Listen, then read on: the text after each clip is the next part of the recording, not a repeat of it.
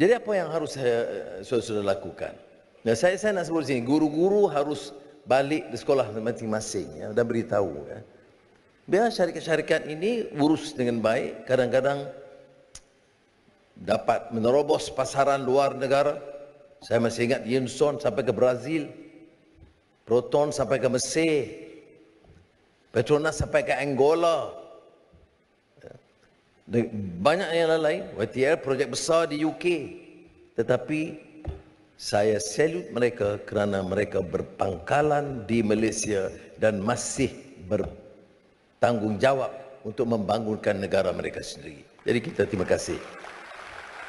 Tapi saya salute mereka kerana mereka berpangkalan di Malaysia dan masih bertanggungjawab untuk membangunkan negara mereka sendiri. Jadi kita terima kasih.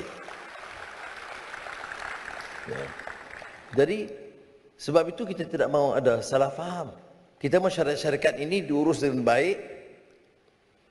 Kerajaan bekerjasama supaya dipercepatkan proses.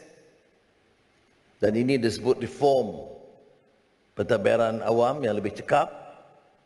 Dan keuntungan itu yang tentunya hak dan milik syarikat dan pemiliknya, tetapi dapat juga diagihkan, bukan sekadar CSR, tetapi memenuhi maksud compassion, ihsan yang cuba dilengkapkan dalam kerangka negara madani.